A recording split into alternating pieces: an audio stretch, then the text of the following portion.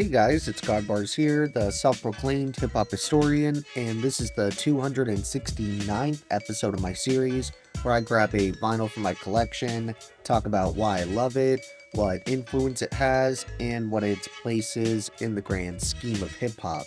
So this is one legendary act that's definitely been overdue for a return, since it pretty much goes without saying that Public Enemy is one of the most important hip hop groups to ever exist.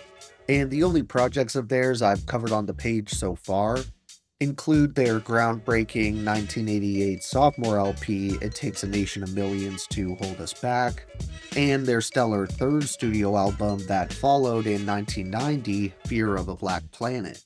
But right on the heels of that personal favorite came Apocalypse 91, The Enemy Strikes Black, a project that occasionally gets looked over. One reason being that obviously it dropped in 1991 and was most likely held to a near impossible standard with the previous two Public Enemy masterpieces right in the rearview mirror. Of course, you also have to acknowledge the group's 1987 full-length debut, Yo Bum Rush the Show, which is one of those examples of an act with mounds of potential that hadn't quite found their stride yet, though I do know a good amount of fans loved the first album, and it definitely still has its merits. I just much prefer The Enemy Strikes Black here.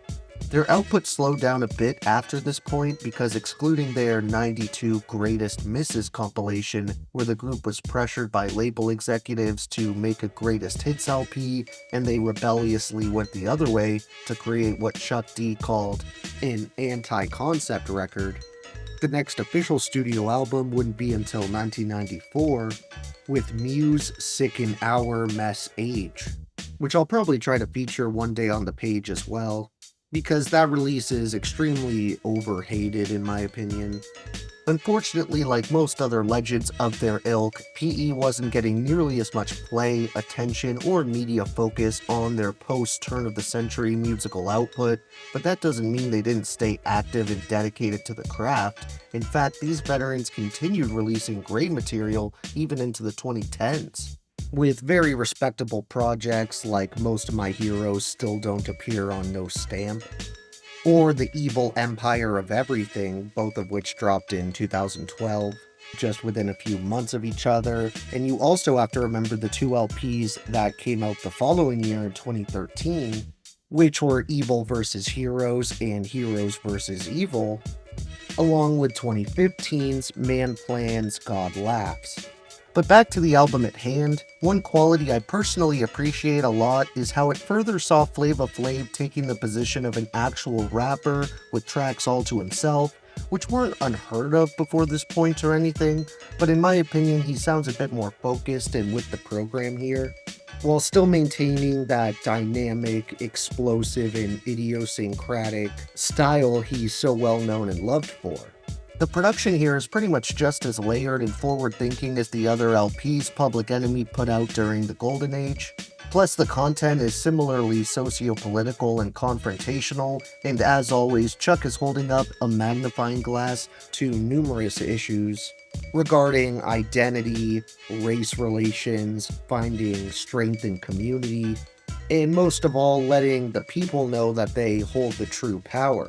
I even know a number of fans who dubbed this their #1 favorite album in the extensive PE discography, and while it may not have accrued quite the same untouchable level of impact and influence as It Takes a Nation of Millions or Fear of a Black Planet, I can see why it's still so highly praised amongst the fan base and general hip-hop heads, because you could make the argument that it has the best attributes of all those classics, and even adds a bit more of a polish. I really do think the only reason Apocalypse 91, The Enemy Strikes Black occasionally gets overlooked in the pantheon of late 80s, early 90s LPs is because the content that came before it was so game-shifting and genre-defining, especially the sophomore album, that some more surface-level listeners may just assume those are the only projects worth checking out from these guys, when in reality you'd be doing yourself a disservice if you didn't at least give this thing a try. Not only does it have some of my favorite instrumentals ever created by Terminator X and the Bomb Squad, and songs like 1 Million Bottle Bags about pervasive topics like the abundance of alcohol abuse in underprivileged ghetto areas. But it also includes some top-tier Chuck D verses that are virtually always insightful, prolific, and full of lyrical gems.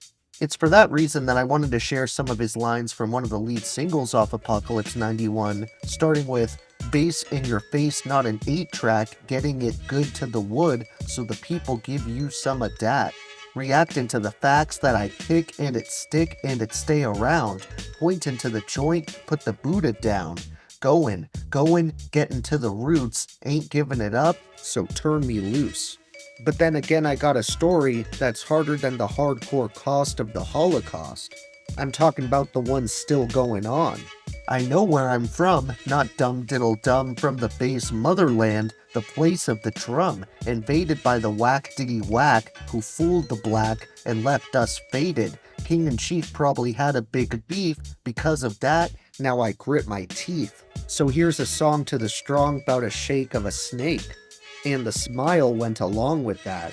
Of course, the Bomb Squad played a dire role in the production here, but they were also assisted by the likes of G Wiz and the Imperial Grand Ministers of Funk.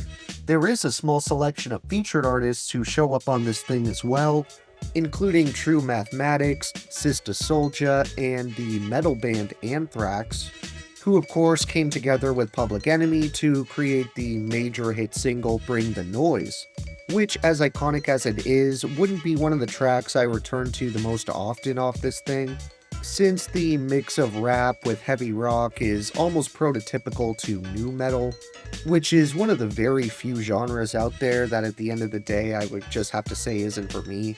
When it comes to my top 3 overall favorites for this one, I definitely would have to go with Can't Trust It, Night Train, and Shut 'Em Down. Then for the honorable mentions, I narrowed it down to tracks like Lost at Birth, How to Kill a Radio Consultant, By the Time I Get to Arizona, Move, A Letter to the New York Post, Get the Fuck Out of Dodge, and More News at 11.